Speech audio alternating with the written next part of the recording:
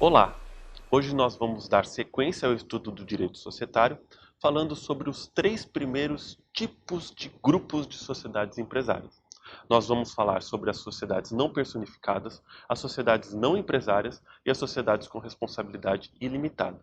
E vamos aprofundar os estudos de cada um dos tipos de sociedades que pertencem a esses grupos. As sociedades não personificadas são aqueles tipos societários em que não é constituída uma pessoa jurídica. São dois os tipos societários não personificados, a sociedade em comum e a sociedade em conta de participação.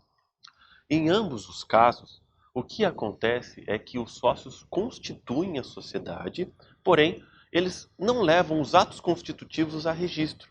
Assim, a sociedade fica na informalidade. Os sócios até podem fazer um contrato social, assinar o contrato social, mas eles não levam aos órgãos públicos os atos constitutivos para registrar essa sociedade. Mas isso é permitido? Sim, é permitido. A legislação permite e até mesmo regula a sociedade em comum e a sociedade em conta de participação. E dá a liberdade para as pessoas que querem apenas realizar um contrato entre elas a constituição de uma sociedade. E quais são as implicações da não realização do registro? Aqueles que não registram a sua sociedade não terão uma série de benefícios da legislação. Então, é conveniente que após a constituição da sociedade se realize o registro.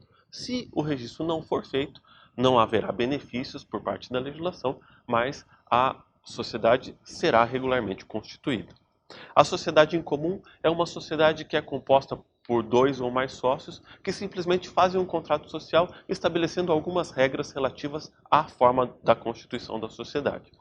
A sociedade em conta de participação tem dois diferentes tipos de sócios. Um sócio que é chamado de sócio ostensivo e um outro sócio que é chamado de sócio oculto. Eles realizam um contrato entre eles e o sócio ostensivo fica responsável por realizar todas as atividades da sociedade, inclusive administrá-las. Enquanto isso, o sócio oculto apenas faz investimentos. Ele emprega o capital necessário para a realização das atividades, mas ele fica afastado da administração e apenas vai participar dos resultados dessa sociedade. O segundo grupo de sociedades envolvem as sociedades que não são consideradas pela legislação sociedades empresárias. A legislação estabeleceu que alguns tipos de atividade não são consideradas empresárias. Isso não significa que quem quer exercê-las não poderá constituir uma sociedade. Quem quer exercer uma atividade não empresária constituirá uma sociedade chamada pelo Código de sociedade simples. É uma sociedade devidamente regulada pela legislação, que depende de um registro perante os órgãos competentes, e uma vez constituída, será chamada de sociedade simples. As atividades consideradas não empresárias pelo Código são as atividades científicas, artísticas e literárias. Então, aqueles que realizam atividades científicas, artísticas ou literárias, quando constituem uma sociedade para poder explorar essas atividades, constituirão uma sociedade simples, que não é considerada empresária. O registro da sociedade simples é feito perante o cartório de registro de pessoa jurídica e a sociedade terá um CNPJ, poderá realizar suas atividades, poderá ter lucros decorrentes dessa atividade, apenas não será considerado pela legislação uma sociedade empresária. O terceiro grupo de sociedades é o grupo das sociedades com responsabilidade ilimitada. Como nós já destacamos, aqueles que constituem sociedades deste grupo, ao constituírem a sociedade, se comprometem a arcar com as dívidas da sociedade, caso ela não tenha condições de arcar com as suas próprias dívidas. Existem três tipos societários diferentes que fazem parte desse grupo. A sociedade em nome coletivo, a sociedade em comandita por ações e a sociedade em comandita simples. A sociedade em nome coletivo é uma sociedade que é constituída por pessoas físicas. São pessoas que se reúnem, constituem a sociedade e se comprometem a, caso a sociedade, por elas constituída, não conseguir arcar com as suas dívidas, arcar elas próprias com o seu próprio patrimônio com as dívidas desta sociedade. A sociedade em comandita simples é uma sociedade que existem dois tipos de sócios. Os sócios comanditados e os sócios comanditários. O sócio comanditado é uma pessoa que se responsabiliza por realizar as atividades da empresa. Ele vai realizar todas as atividades necessárias para o dia a dia, o desenrolar das atividades.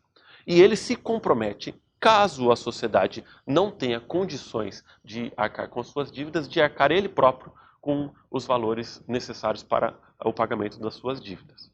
Os sócios comanditários são sócios que participam financeiramente da constituição da sociedade. Porém, eles não se comprometem a arcar com as dívidas da sociedade. Nós podemos dizer, então, que o sócio comanditado é responsável pelas dívidas da sociedade. O sócio comanditário não. A sociedade em comandita por ações, ela é muito parecida com a sociedade em comandita simples. A diferença é que o capital não vai ser dividido em cotas, mas sim em ações.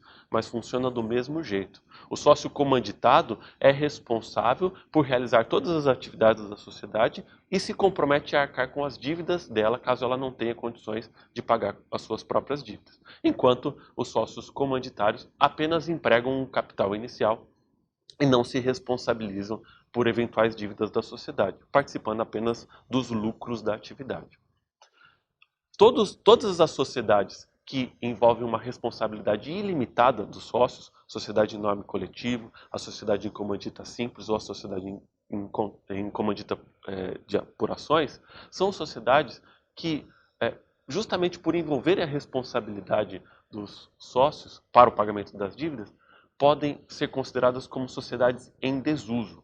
Elas estão previstas no Código, é possível a sua constituição, mas ninguém mais procura realizar sociedades sob esses tipos societários.